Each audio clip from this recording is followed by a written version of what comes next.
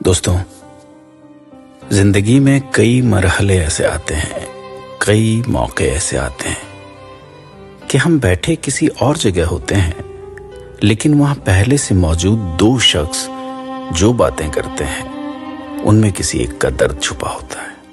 वो बातें हमारे कानों में पड़ती जरूर हैं, लेकिन या तो हम ध्यान नहीं देते या ध्यान देना नहीं चाहते, जानकर भी अनजान बन जाते हैं। कभी कोशिश कीजिएगा कि जो एक परेशान शख्स वहां बैठा है उसका पीछा किया जाए, उसके दर्द को समझा जाए, उसके दुख को समझा जाए और उसकी परेशानी हल करने की कोशिश की जाए। एक छोटी सी कहानी। माई, सरदार जी आए हैं, तुम्हें ढूंढ रहे हैं। कौन सरदार जी? वही गुरुद्वारे वाले जो कभी कभी भंडारा रखते हैं। इतने बड़े आदमी को मुझ गरीब औरत से क्या काम आन पड़ी, या कुछ गलती हो गई हमसे? मुझे कुछ समझ में नहीं आ रहा था। अच्छा सुन, तू ये भात उतार लेना, मुन्ना आता होगा स्कूल से, मैं जाकर देखती हूं।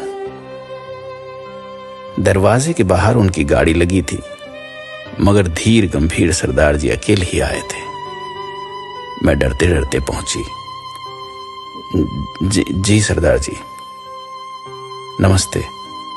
मुझसे कोई काम था? हाँ, आपसे ही मिलने आया हूं।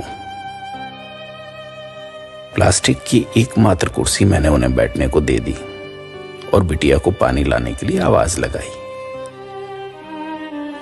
इस बिटिया की शादी कर रही हैं आप? जी, अच्छा लड़का और अच्छा घर मिला है, पर आपको कैसे पता चला?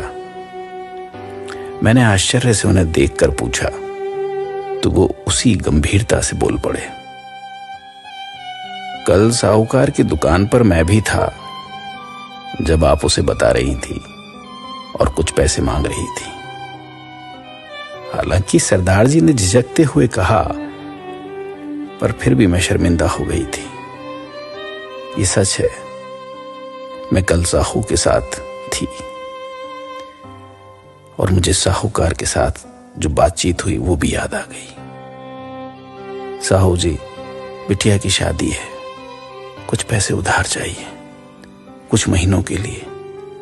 सब इंतजाम तो हो गया है, बस बारात के दिन खाने पीने और उनके स्वागत के लिए।